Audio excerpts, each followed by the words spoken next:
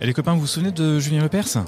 Ah oui, On s'en fait une petite comme ça, les 4 à la suite. Alors, je vous le dis, attention, vous trouvez un mot de 12 lettres qui désigne un sentiment humain, attention, qui désigne une perception sensorielle sans objet extérieur correspondant, c'est-à-dire à la perception de voir, entendre, une hallucination. Ah, celui-ci. Mais comment t'as fait ? Ouais. Ça, c'est parce que t'as pris On une entend hallucinante. vachement le mot. Comment j'hallucine. Non, mais qu'est-ce que c'est que ce délire à chaque fois de coller des termes humains aux intelligences réflexes artificielles. des Ah, machines. mais Tu vois, même réflexe en fait. Mais c'est pas vrai. une bonne idée. Ouais, c'est vrai, c'est ouf. C'est vrai, intelligence déjà. Boris, ils m'ont baisé. Comment ça? J'en sais rien, j'ai eu la visite d'un ange qui m'a dit que je serais gracié, puis ils ont tiré quand même. Tu resteras mon seul, mon unique grand amour. Il faut que je file, excuse-moi, mais je suis mort. C'est comment la mort? C'est comment la mort? Tu te souviens de tes œufs farcis à l'orange? Oui. C'est pire. French Tech, esprit critique pour tech éthique. Hey, les œufs farcis à l'orange, on va se régaler aujourd'hui. C'est Mick Lévy dans Trench Tech avec bien sûr Thibault Leman. Hello, hello tout le monde. Et Cyril Chaudoir. Bonjour. Bon, on est au tout début de ce nouvel épisode, mais je voudrais vous parler de la fin de nos épisodes. Est-ce que vous les écoutez tous, bien sûr, jusqu'au bout ? Ouais.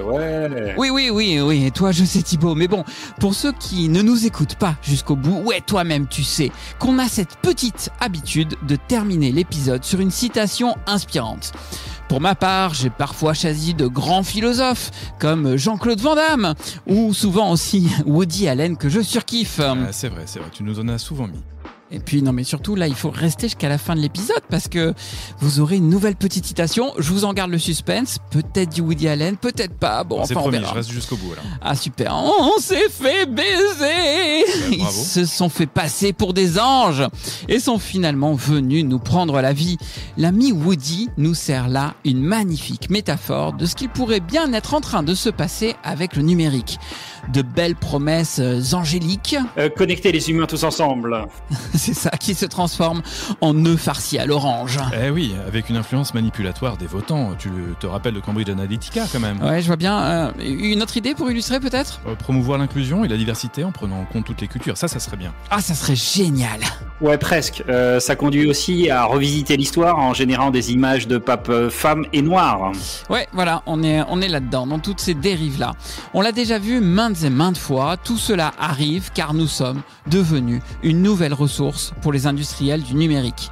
Alors aujourd'hui, on va voir ensemble les risques que ce numérique hyper mercantilisé pose pour nos esprits individuels et collectifs. On revisitera ensemble les récits et les mots employés dans le numérique avant de découvrir comment ils nous transforment, puis d'imaginer des solutions. Pour tout cela, on va accueillir aujourd'hui avec nous Anne Alembert. Elle est enseignante-chercheuse en philosophie à l'université Paris 8. Elle est notamment auteure de Schizophrénie numérique, sortie en 2023 aux éditions Alia, qui traite de la crise de l'esprit à l'ère des nouvelles technologies. Son dernier livre, Le Capital que je ne suis pas, coécrit avec l'économiste Gaël Giraud, sorti en mars 2024 chez Fayard, lui veut mettre l'économie et le numérique au service de l'avenir. Elle est aussi membre du CNUM et a travaillé à ce titre à de nombreuses études autour de l'économie de l'attention ou encore sur la démocratie avec, on va y revenir, un papier qui vient tout juste de sortir. On passe d'ailleurs un petit coucou à Agathe du Conseil national du numérique qui nous a mis en relation et qui a permis cet épisode. Coucou Agathe. Vous retrouverez aussi nos 2 chroniques du jour, un moment d'égarement et la tech entre les lignes. Il est maintenant grand temps d'accueillir notre invitée. Bonjour Anne. Bonjour. Anne, juste pour être sûr, on peut bien se tutoyer ? Oui, bien sûr. Ah, génial. On va passer une heure qui s'annonce passionnante ensemble. Alors c'est parti pour le grand entretien. Les mots MOTS sont les mots MAUX du numérique. French Tech, esprit critique pour tech éthique. On le voit assez régulièrement, le numérique emploie régulièrement le vocabulaire de l'humain pour se décrire. Et c'est encore plus criant avec l'IA. On parle d'intelligence, d'apprentissage profond, de capacité cognitive, de neurones, etc. Autant de termes qui devraient être réservés à l'humain. Alors, qu'est-ce que ça révèle du numérique, Anne ? Ça révèle en fait une certaine conception des technologies qui consiste à les voir comme des doubles de l'humain, justement. Alors que ces technologies numériques-là, ce sont avant tout des prothèses pour nos esprits, d'une certaine manière. ce sont des dispositifs matériels, électroniques, des technologies d'écriture, de calcul, qui vont influencer la manière dont nous-mêmes nous allons penser, écrire, parler. Donc, qui vont transformer en profondeur, en fait, nos capacités cognitives, nos capacités mentales, nos capacités intellectuelles. Mais au lieu de penser ces questions, au lieu de les mettre au cœur du débat, eh bien, il y a toutes sortes de discours qui sont des discours idéologiques, en fait, qu'on retrouve beaucoup dans le courant transhumaniste, qui consiste à anthropomorphiser ces machines, à parler d'intelligence, à parler d'agentivité, à parler d'apprentissage, comme vous venez de le dire. Et en fait, le problème, c'est que du coup, on a du mal à envisager les effets de ces machines sur nous, en fait, sur nos propres capacités, puisqu'on prend ces dispositifs technologiques pour des êtres qui seraient des doubles de l'humain, quoi. Et du coup, quel risque tu vois à employer justement ce langage et à le diffuser, à l'infuser dans la population, jusqu'à ce que l'on fasse en sorte que l'on oublie? Est-ce qu'on fait en sorte d'ailleurs d'oublier que ces machines ne sont que des artefacts? Est-ce que c'est une volonté de notre part ou est-ce que c'est totalement inconscient et on est victime d'une certaine manière de ce champ lexical et de ce récit?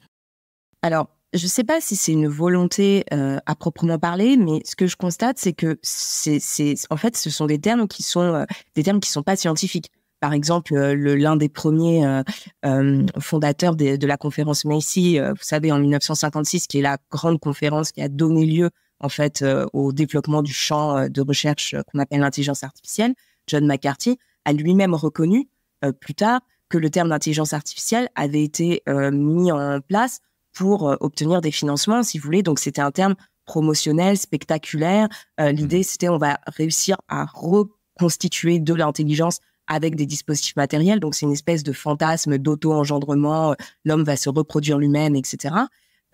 Mais en réalité, ça n'a rien de scientifique. Même Yann Lequin, vous savez, qui est spécialiste de l'IA, qui travaille chez Facebook, qui était aussi professeur au Collège de France, soutient que en fait, un réseau de neurones n'a pas plus de rapport avec le cerveau qu'une aile d'avion n'a de rapport avec l'aile d'un oiseau, par exemple. Donc, on voit bien que ce sont des termes qui ne sont pas scientifiques et qui sont idéologiques. Et le problème, c'est que maintenant, ils sont tellement passés dans le langage courant, si vous voulez, qu'à chaque fois qu'on va s'interroger sur les dispositifs machiniques qui nous entourent, on va employer ce type de termes, alors même qu'ils n'ont pas de fondement scientifique et qu'ils vont masquer un certain nombre de questions sur lesquelles Est-ce que c'est uniquement un levier marketing, comme tu le rappelais tout à l'heure, ou est-ce que c'est simplement pour que ce soit plus compréhensible, même si c'est faussé, pour le grand public?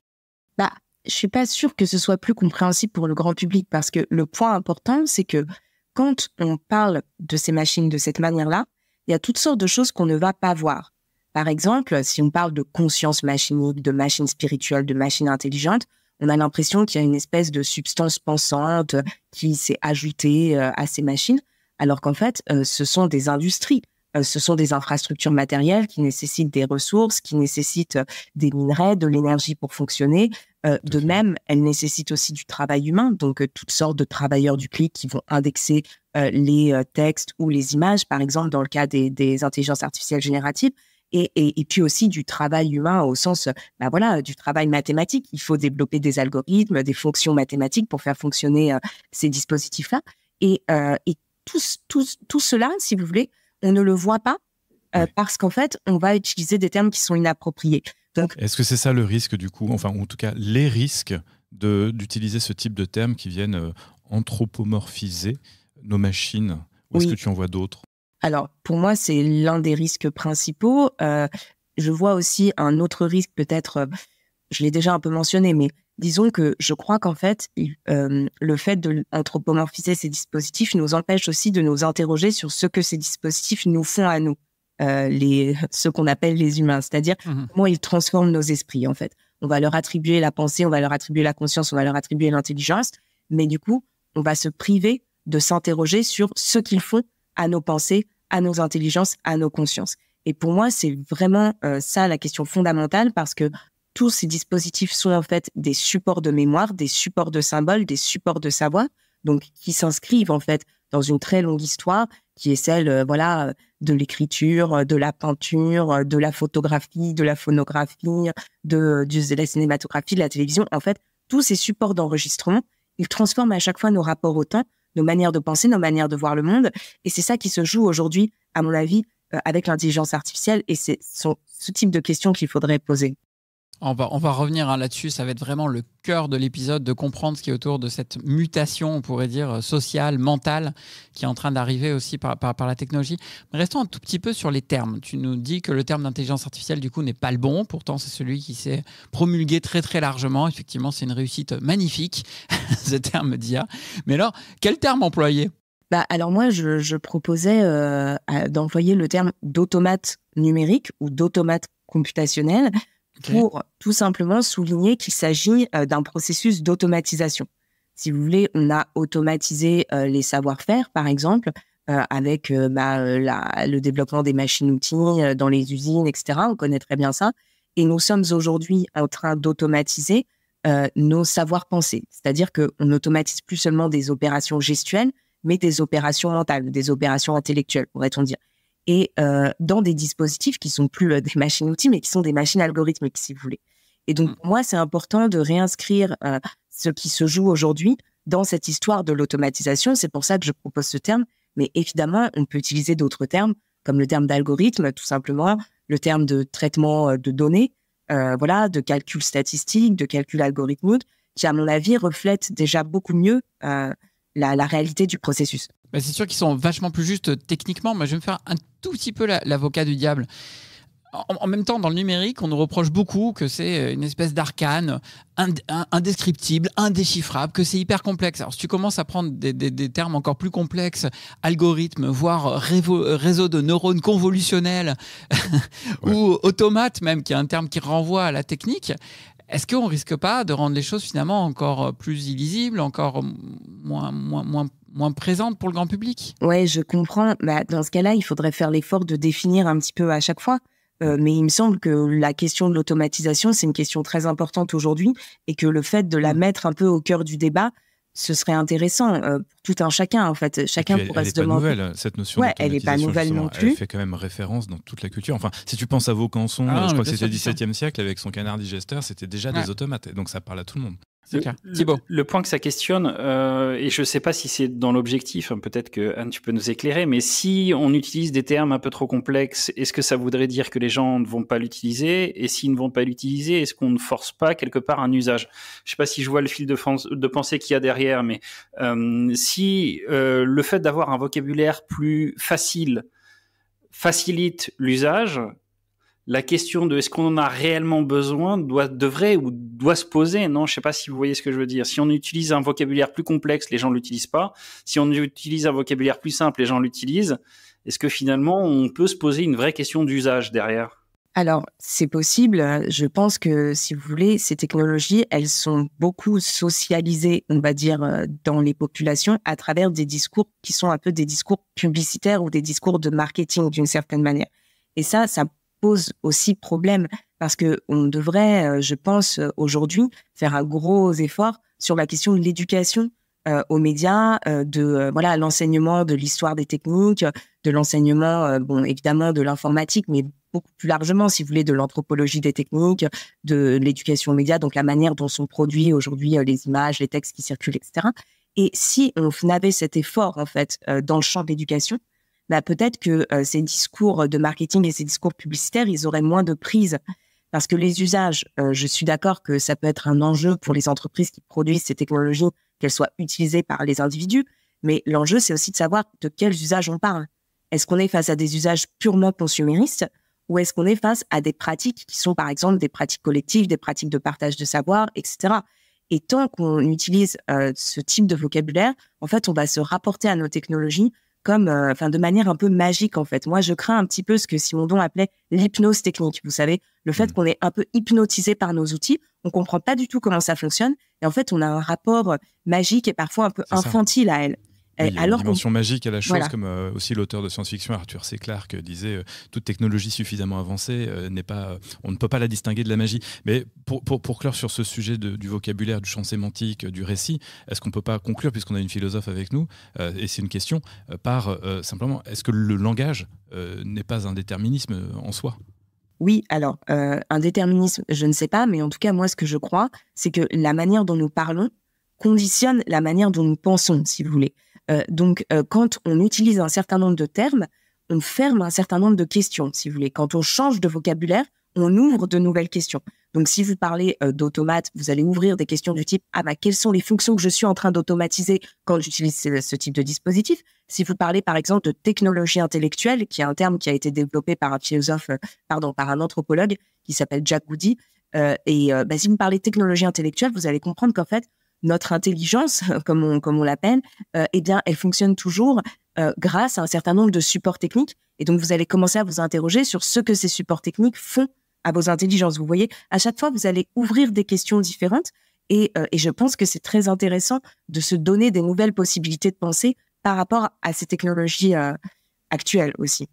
Des nouveaux moyens de penser, des nouveaux chemins à s'ouvrir et surtout, il ne faut pas faire un chemin d'égarement comme la chronique que l'on va écouter à l'instant. On n'est pas bien, paisible, à la fraîche, décontracté du... Oups, un moment d'égarement. Alors aujourd'hui, Laurent, tu reviens sur la déferlante des réseaux sociaux qui a eu lieu autour des années 2010 et plus précisément sur une application d'un géant qui voulait détrôner le leader incontesté et incontestable Facebook et à savoir Google+. Et oui, avant 2017 et le mouvement que l'on connaît, MeToo était un concept marketing qui s'appliquait à des produits. J'explique. Faire un produit MeToo, moi aussi en anglais, signifiait copier un produit à succès afin de lui piquer des parts de marché. On ne compte plus les MeToo du Nutella, des dizaines de marques qui disent « moi aussi, je fais de la pâte à tartiner !» Certaines ajoutent même une USP, Unique Selling Proposition, ou argument différenciant en français. Par exemple, en plus, ma pâte à tartiner, elle contient pas d'huile de palme. Il existe des MeToo célèbres, enfin plus ou moins, Bing par exemple, MeToo de Google, et des MeToo moins célèbres, moins que plus, comme Stick et Shock, un MeToo des biscuits Finger de Cadbury. La stratégie s'applique dans tous les domaines, de la santé, les médicaments MeToo, au sexe, les sex toys MeToo, en passant par les auteurs, Guillaume Musso et le MeToo de Marc Lévy, mais n'est pas un sextoy. Quoique. Bon, ouais, mais des fois, cette approche, elle peut marcher quand même, non ? Ouais, enfin, parfois, cette stratégie d'imitation tourne en boucle quand même. C'est le cas notamment pour des produits sur lesquels l'innovation est quasi impossible, comme le sopalin. Toujours pas un sextoy. Quoique. Au passage, sache que sopalin est la version courte de société du papier linge. Voilà. Il n'y a pas de quoi. Rien de plus facile en effet que de copier le plus célèbre des essuie-tout, un cylindre en carton, du papier à découper suivant les points des pointillés. Mais parfois la tâche est ardue, Lulu, même pour les entreprises les plus puissantes. En 2011, Google s'attaque pour la 4e fois de son histoire au marché des réseaux sociaux, Facebook en tête. Crois-tu qu'après 3 défaites, ils auraient rangé les raquettes ? Bah non. Pas du tout. Après Orkut, pas les boules de pétanque, Google Friend Connect et Google Buzz, le pape de la tech nous pond Google+.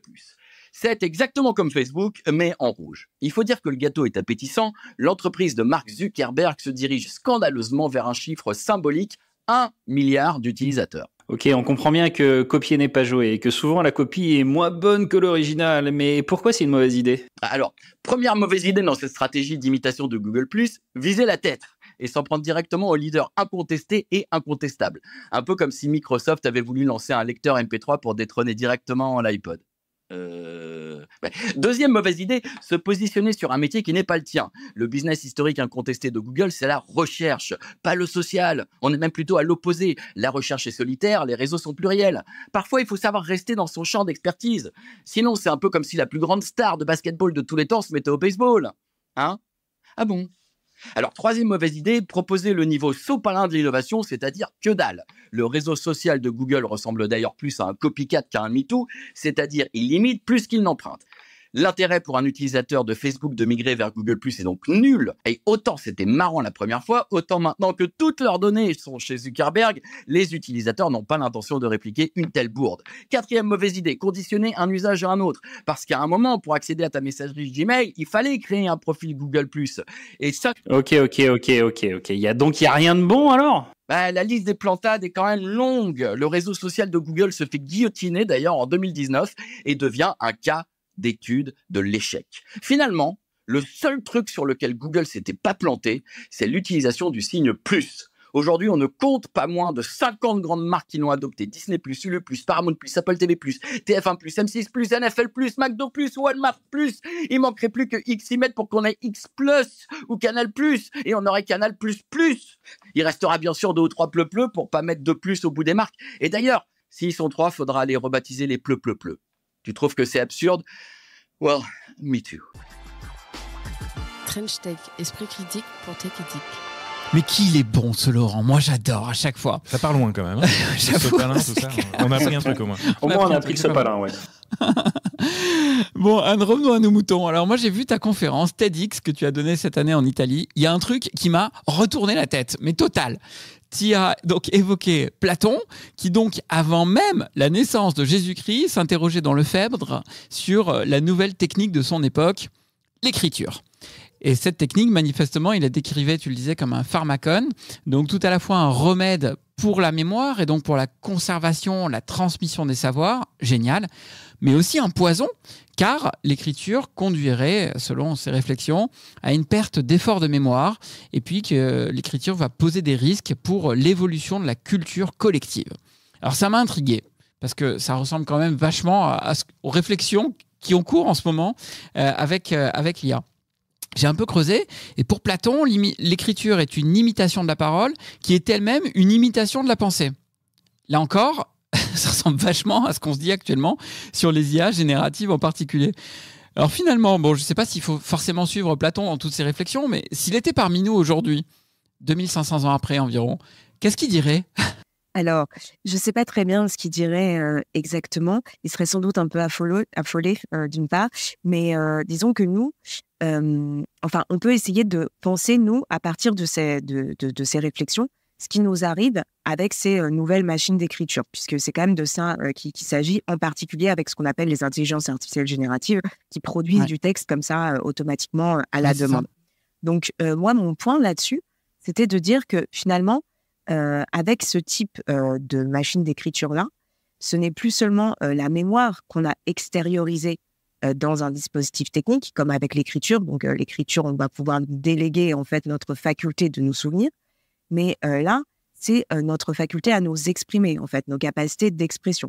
Puisque d'une certaine manière, ce n'est plus nous qui allons produire le texte, mais ce sont des algorithmes qui ont fait des calculs statistiques et probabilistes sur des quantités massives de données. Tout à fait. Je rappelle aussi que le dieu Thoth, donc le dieu égyptien qui invente l'écriture dans le mythe égyptien de l'origine de l'écriture que raconte Platon, c'est aussi le dieu du calcul, en fait, et des mathématiques. Donc, c'est pas inintéressant de faire nos parallèles. Voilà. Mais du coup, attends. Certes, la société a muté depuis Platon. Certes, l'écriture y a joué un grand rôle. Si on continue le parallèle, l'IA va faire la même chose. Pas de la même manière. Mais est-ce que c'est si grave finalement ? Est-ce que c'est pas juste une question d'évolution de l'humanité et que, oui, il y a des moments où il y a des grandes découvertes techniques, l'écriture, la locomotive, la machine à vapeur, l'imprimerie et puis l'IA qui viennent simplement participer d'une évolution globale dans l'air du temps, on pourrait dire. Alors, c'est sûr qu'il y a une évolution technologique, une évolution aussi des mémotechnologies, disons, des supports de mémoire, etc. Mais ce qu'il faut bien voir à chaque fois, c'est que les évolutions sociales, politiques, culturelles qui ont vu le jour après ces évolutions technologiques, elles ne sont pas arrivées toutes seules. Elles sont arrivées parce qu'on a mis en place, en fait, des institutions collectives, des institutions sociales qui nous permettaient d'adopter ces technologies et de développer de nouveaux savoirs. Par exemple, l'Académie de Platon, c'est une institution qui est censée permettre le développement des mathématiques, de la philosophie, etc., qui sont des savoirs nouveaux qui se développent à partir de la technologie de l'écriture. Parce que c'est vrai que si vous ne pouvez pas écrire, c'est très compliqué de faire de la philosophie, par exemple, ou des mathématiques. Bon.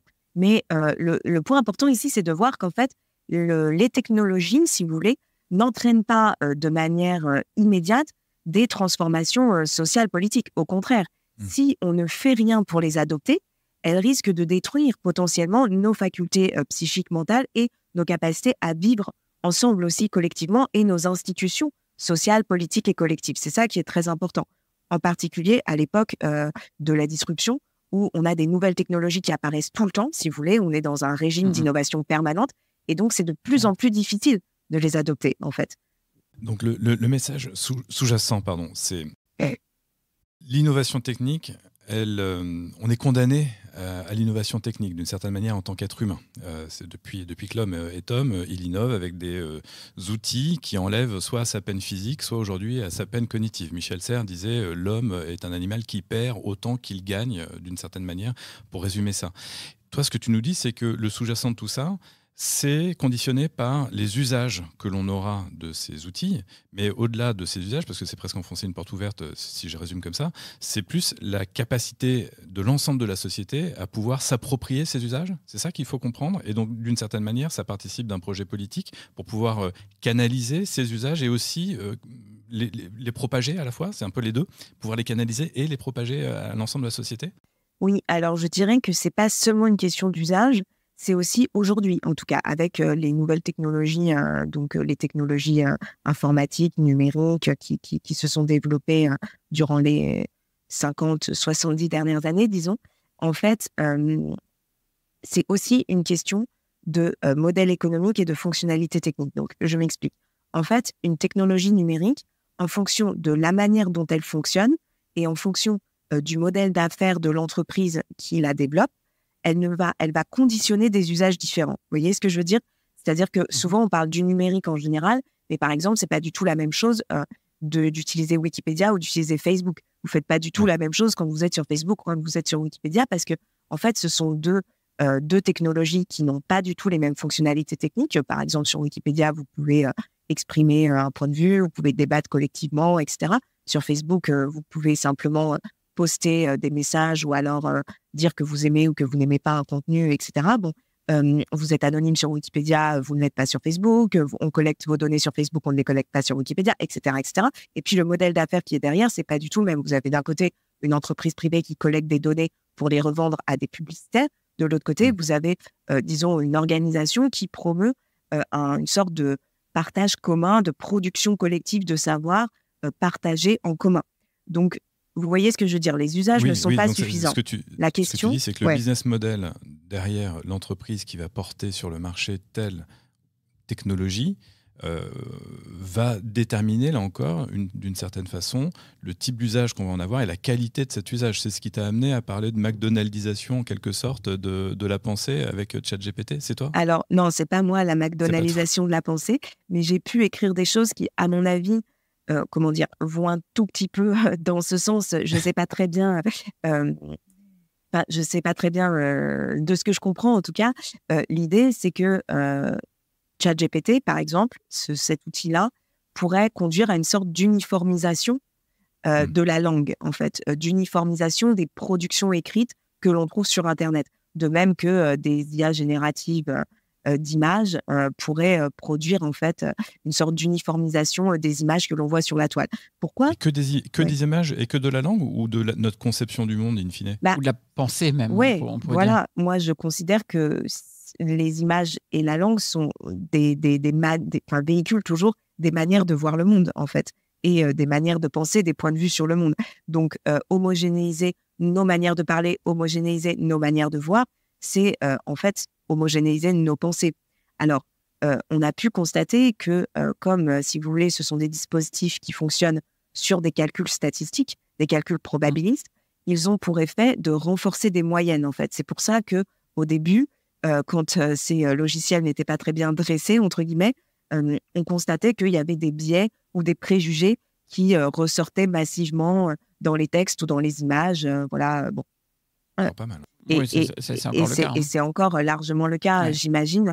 Mais ce que je veux dire, en tout cas, c'est que c'est un risque qu'il faut prendre en compte. Et que justement, si on ne met pas en place des dispositifs pour contrer ce risque, par exemple, on pourrait très bien se dire que les jeux de données sur lesquels se basent ces algorithmes pourraient être triés en amont, par exemple, plutôt que de ramasser tout ce qui traîne, entre guillemets, sur le web, sur Internet, etc.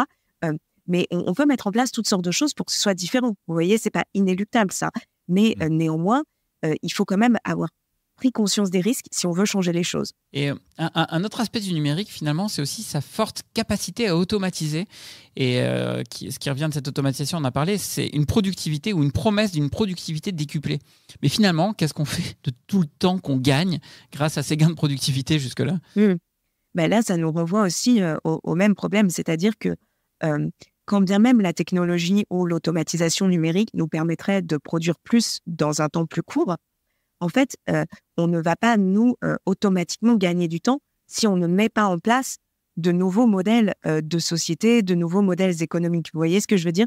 Parce que ce que raconte un sociologue qui s'appelle Armand Rosa, qui a beaucoup travaillé sur la question de l'accélération, c'est que précisément, en fait, cette promesse de l'automatisation qui consiste à dire que nous allons gagner du temps parce que nous allons être libérés des tâches ingrates et tout ça, en fait, elle n'a pas été réalisée parce que finalement, nous produisons toujours plus, bien que nous ayons de gros problèmes écologiques en termes de ressources, etc. Il y a une forme de fuite en avant où tu gagnes du temps, mais pour produire toujours plus, et puis pour chacun, pour travailler, depuis la nuit des temps, depuis qu'on automatise finalement. Et puis avec des risques aussi, évidemment, de perte d'emploi dans certaines catégories de la population. Donc, évidemment, ces catégories varient en fonction des technologies dont on parle.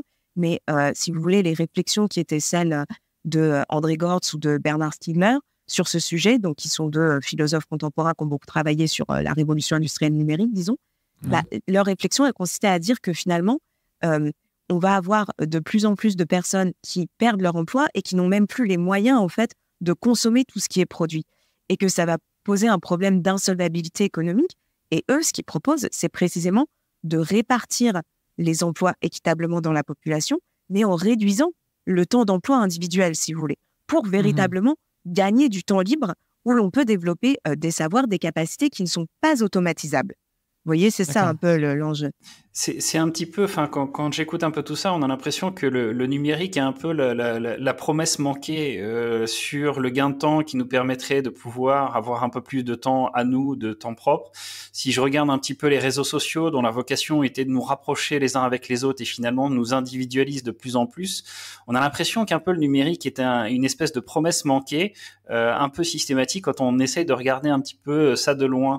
Qu'est-ce que ça dit de nous et comment est-ce qu'on pourrait essayer de réaméliorer et de réengranger un petit peu tout ça et qu'est-ce que ça dit de notre société aussi? Alors, ce sont des questions très difficiles, mais en fait, je crois que le numérique, justement, n'est pas un espace homogène et qu'il a beaucoup évolué depuis son origine jusqu'à aujourd'hui. Par exemple, on peut constater qu'il y a eu une sorte de processus de privatisation de l'espace numérique qui, par exemple, avec des grandes entreprises, les géants du numérique, qui vont en fait posséder la plupart des réseaux sociaux ou des plateformes de contenu et qui vont être en fait presque quasiment en situation de monopole et qui vont en fait développer des technologies qui ont pour fonction, comme vous le disiez à l'instant, de capter nos attentions, de nous maintenir le plus longtemps possible connectés, etc., pour faire des choses qui ne sont pas forcément très intéressantes.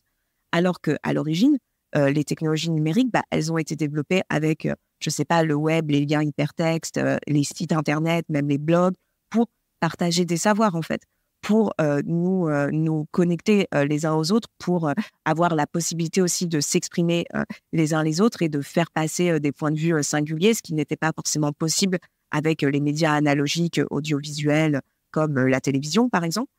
Donc, il y a effectivement eu un retournement en fait, de toutes les promesses que portait le numérique avec lui. Mais ce retournement, il est lié, en fait, à des facteurs économiques, technologiques, quoi. Et on peut les changer.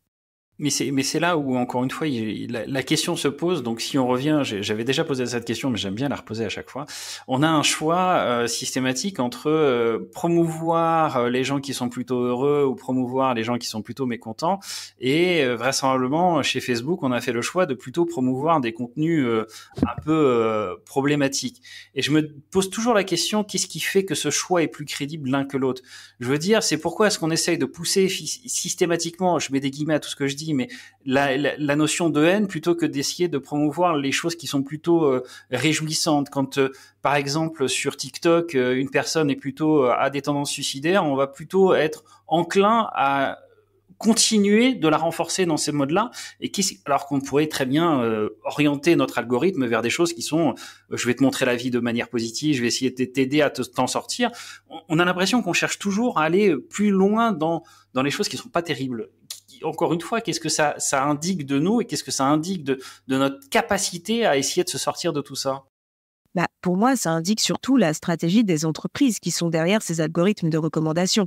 Parce que, en fait, le point important, c'est que nous n'avons jamais choisi comment ces algorithmes de recommandation fonctionnent. Nous n'avons pas été consultés en tant que citoyens.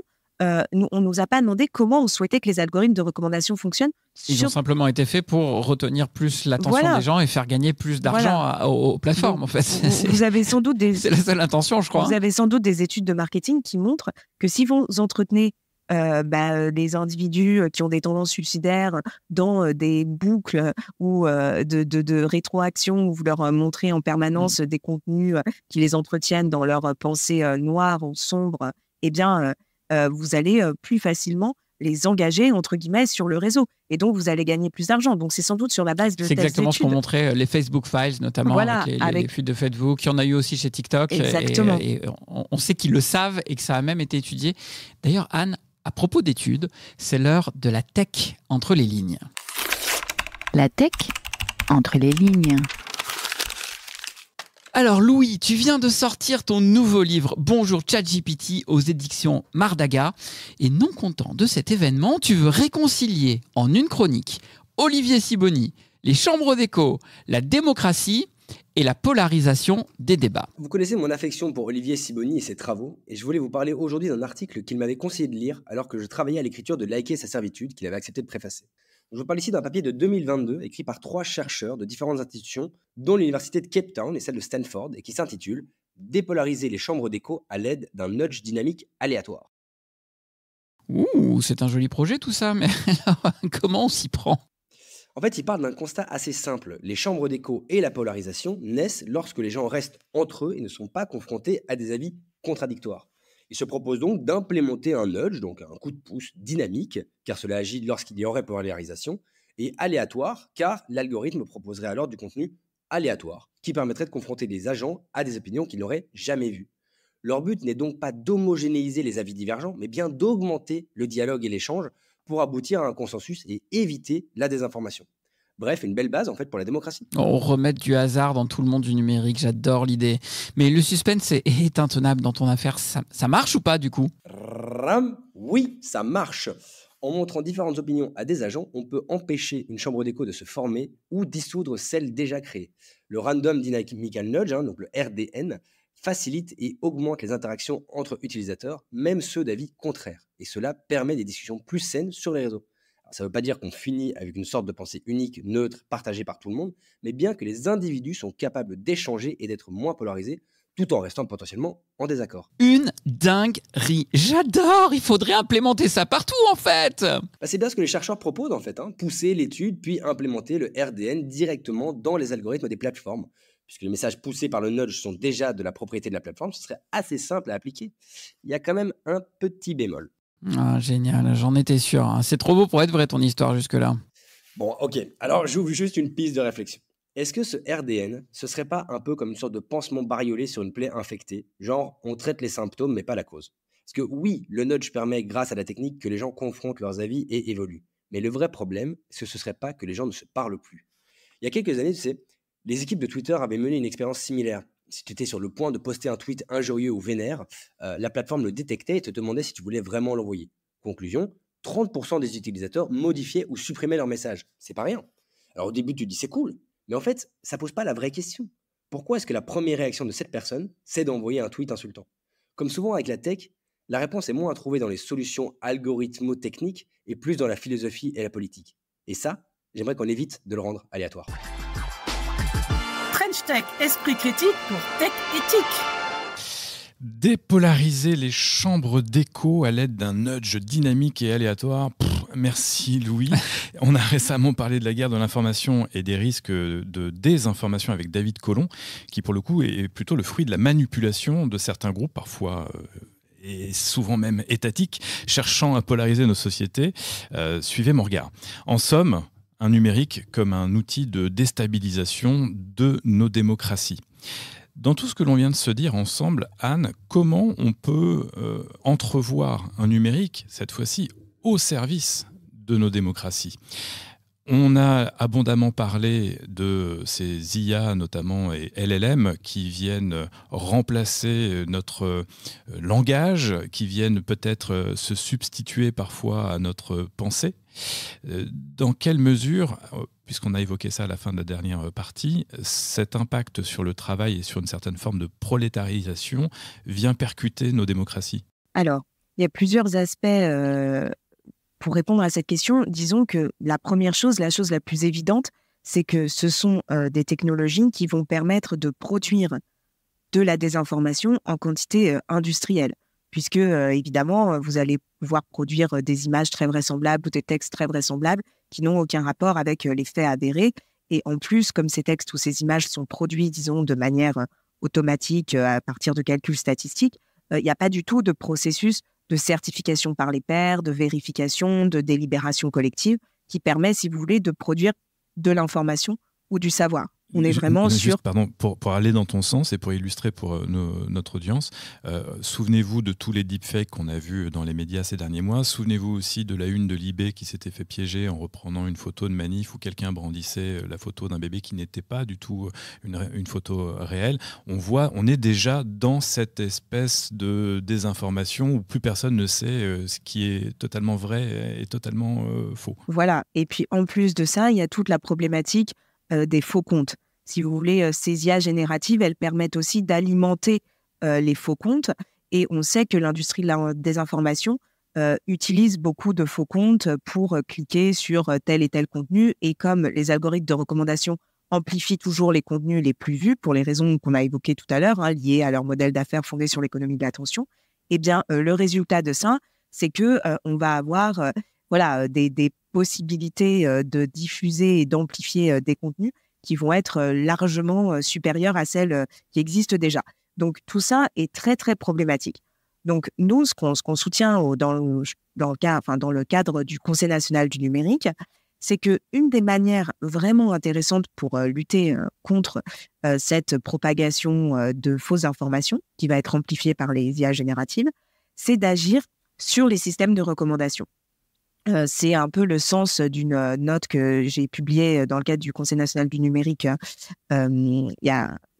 récemment et qui recommande en fait si vous voulez, de ne pas agir seulement en amont sur la modération des contenus, mais bien sur les systèmes de recommandation en développant des systèmes de recommandation qui ne sont pas fondés seulement sur les calculs algorithmiques, mais aussi sur l'évaluation par les pairs, sur les jugements humains, en fait.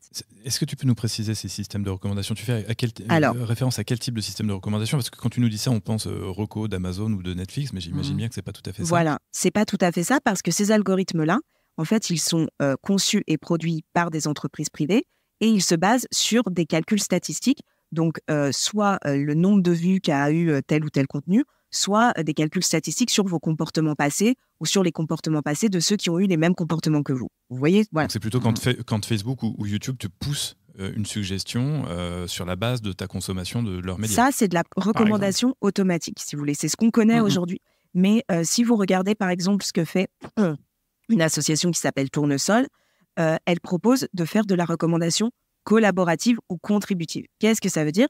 Ça veut dire que les algorithmes ne vont plus seulement se baser sur vos comportements passés ou sur le nombre de vues de telle ou telle vidéo, mais sur des évaluations humaines. Donc, vous avez des humains derrière, vous avez des citoyens qui vont juger que telle vidéo, par exemple, est d'utilité publique, que ce fait-là, on n'en parle jamais et qui mériterait d'être connu, que pour telle ou telle raison, ce podcast est très pédagogique, très intéressant et qu'il faut le valoriser. Vous voyez ce que je veux dire ? Alors ça, tout le monde sera d'accord avec toi. Mais juste finalement, ça c'est un peu le système des avis.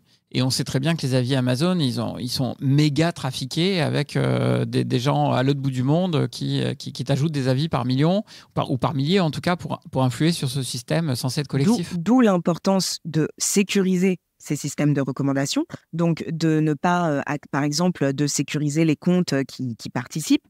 De faire attention à ce qui est que ce soit pas possible qu'une personne puisse émettre 15 000 avis, par exemple. Et la différence avec les avis avec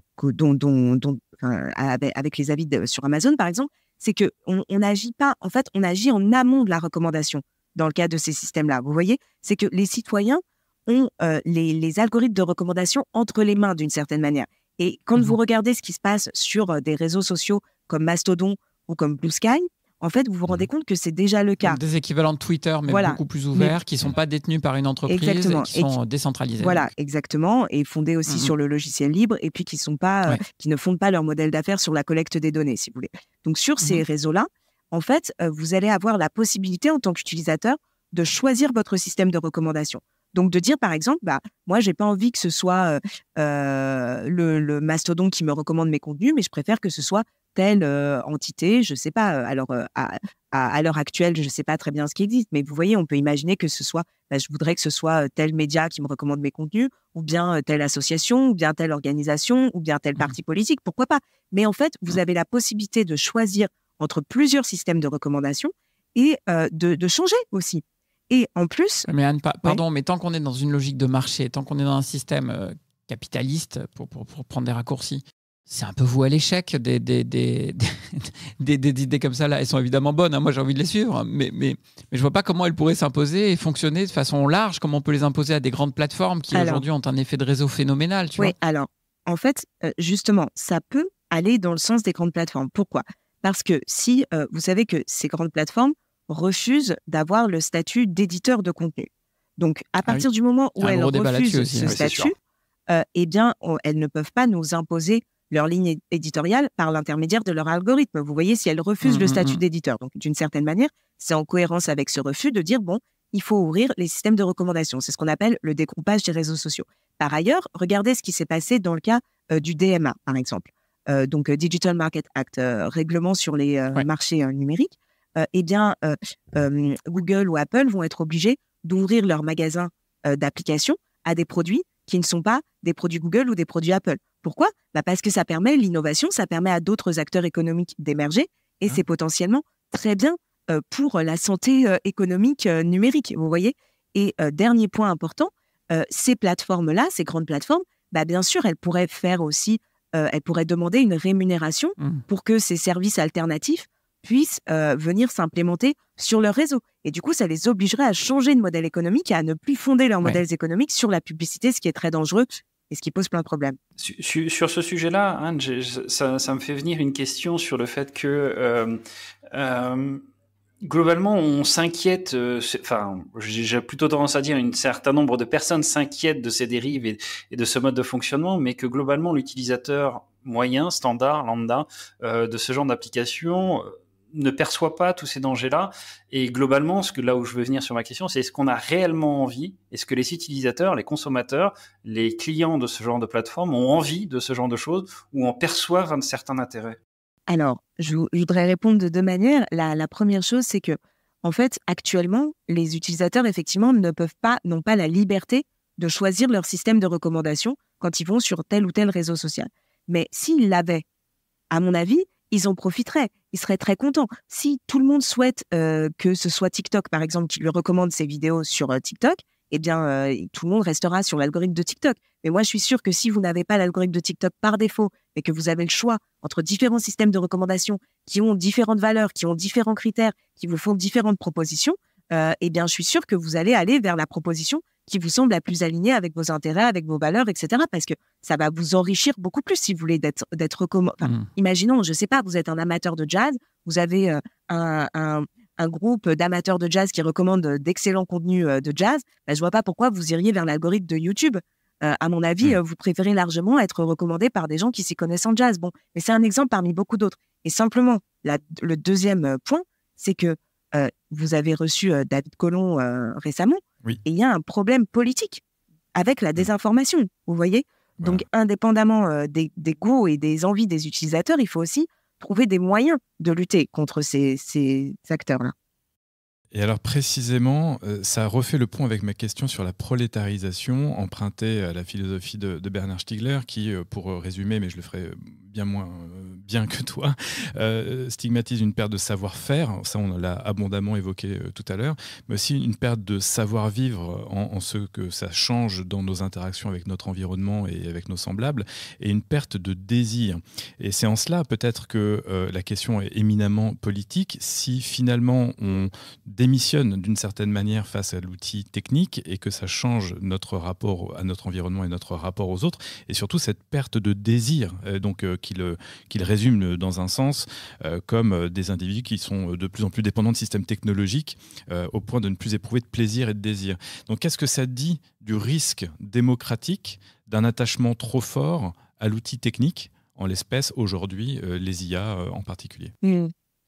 Mais pour moi, en fait, je crois que si vous voulez, on a un problème parce qu'effectivement, on devient extrêmement dépendant, donc attaché en ce sens à ces systèmes, mais en même temps, on ne peut pas leur faire confiance d'une certaine manière parce qu'on ne comprend pas comment ils fonctionnent et aussi parce que comme ce sont la plupart du temps des technologies qui sont fondées sur le calcul et la prédiction automatique, en fait, il n'y a pas de jugement, il n'y a pas d'évaluation derrière.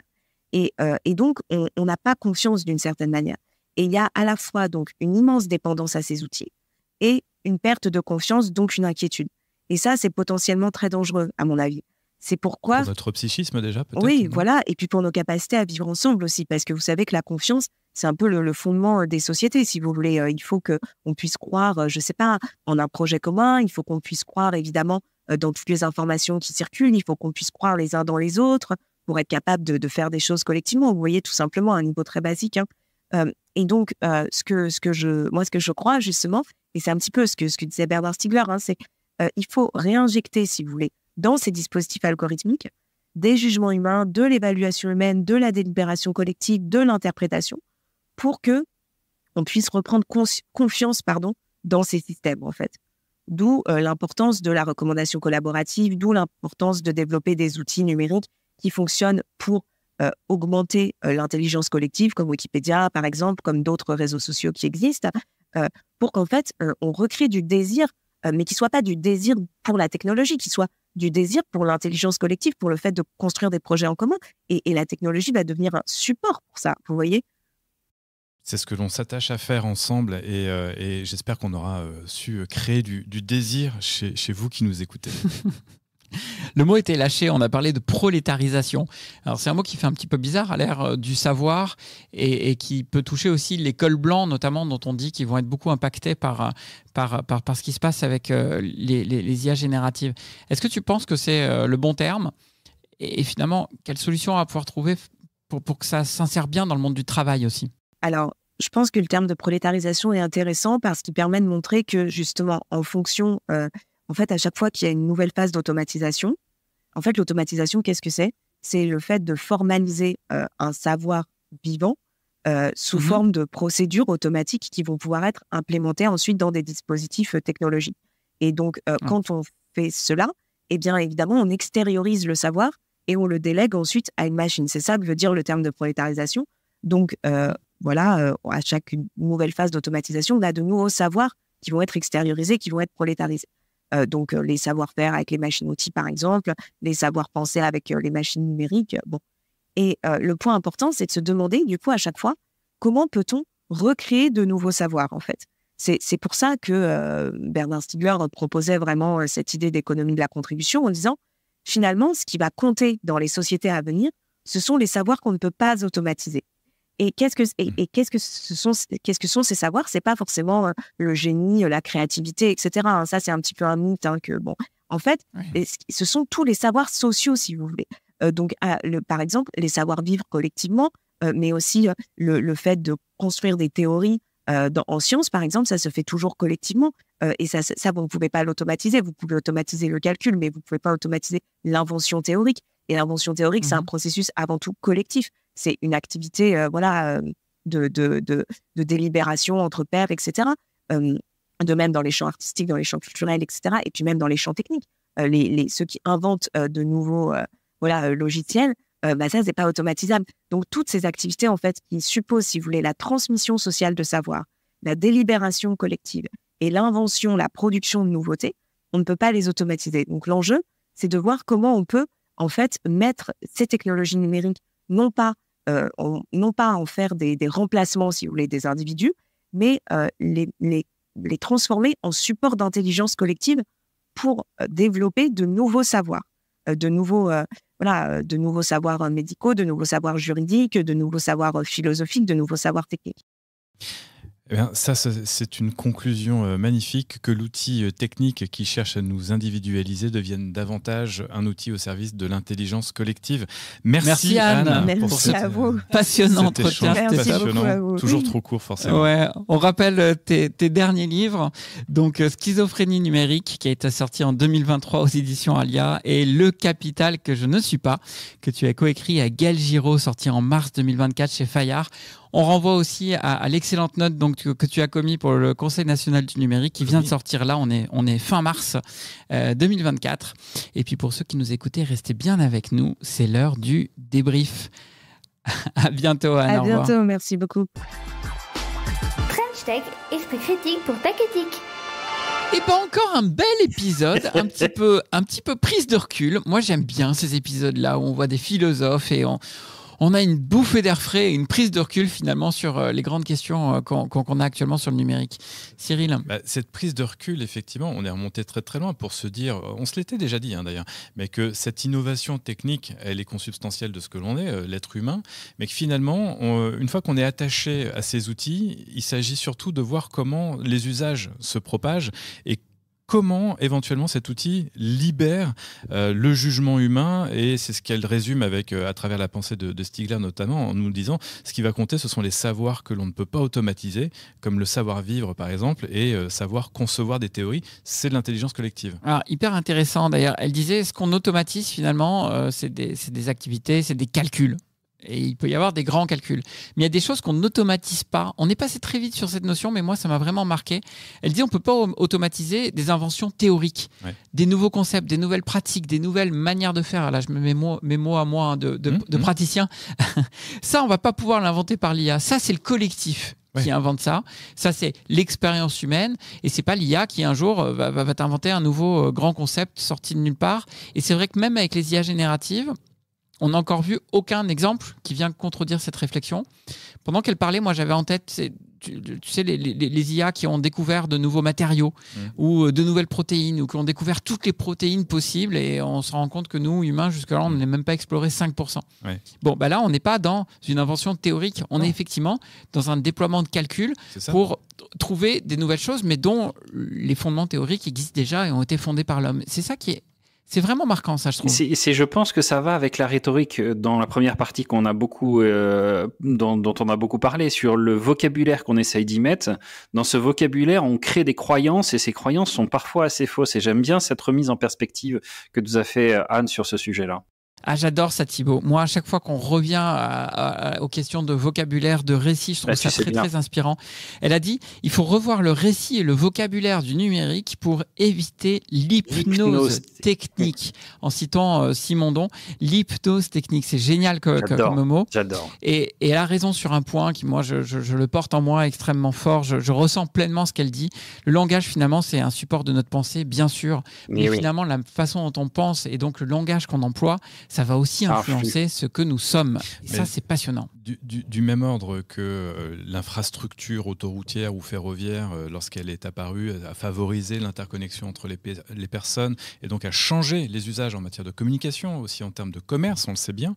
Le web, quand il est arrivé, c'était une infrastructure qui a changé exactement les mêmes choses en matière d'usage. On a communiqué différemment, on a marchandé différemment. Et aujourd'hui, ce que l'on entend à travers cet épisode, c'est que le langage est d'une certaine manière une infrastructure, en tout cas le récit. Et quand on regarde bien le récit des grands de la tech qui, d'un côté, nous propose un technosolutionnisme quand Zuckerberg pense que l'IA va résoudre l'ensemble des enjeux sociétaux, et où, à l'inverse, quand on essaie de nous inquiéter en nous disant, comme Elon Musk, que l'IA est probablement plus dangereuse que l'arme nucléaire, finalement, on est toujours dans cette rhétorique, on est toujours dans du récit qui vient agiter des chiffons blancs ou des chiffons rouges, peu importe, avec des techniques que l'on considère comme magiques parce qu'elles font des choses que l'on ne pensait pas imaginables, et donc on se fait prendre au piège, d'une certaine manière, extraordinaire de ce récit tant qu'on n'arrive pas à s'en extirper en faisant un pas de côté et en essayant de réfléchir à ces sujets comme on vient de le faire aujourd'hui dans cet épisode. Et je voudrais juste aussi terminer sur cette intelligence collective dont tu parles, Cyril, et elle nous a signalé une initiative, donc l'initiative Tournesol, qui est là aussi pour nos recommandations collectives et que je pense intéressant aussi que les uns et les autres puissent aller regarder ces initiatives-là et puissent promouvoir, s'ils partagent ces initiatives. C'est ce qu'elle nous dit quand elle précise que ces innovations techniques ne peuvent pas être sans être accompagnées d'une action des institutions sociales qui nous permettent de les adopter et de savoir produire de nouveaux savoirs qui peuvent en émaner. French Tech. Et voilà, plus ou moins 60 minutes viennent de s'écouler et normalement votre regard sur les enjeux du numérique, sur nos esprits individuels et collectifs n'est plus tout à fait le même qu'au début de l'épisode. On espère que ça vous a plu et que ça vous a une nouvelle fois permis d'exercer votre esprit critique pour une tech éthique. Si c'est le cas, il vous reste une chose à faire, poster un avis 5 étoiles sur Apple Podcasts ou Spotify et lever un pouce sur YouTube pour partager cet épisode autour de vous. Car, comme le disait le suspense de la fin de l'épisode sur la citation, comme le disait donc Woody Allen, et comment puis-je croire en Dieu alors que la semaine dernière seulement, je me suis pris la langue dans le ruban d'une machine à écrire électrique.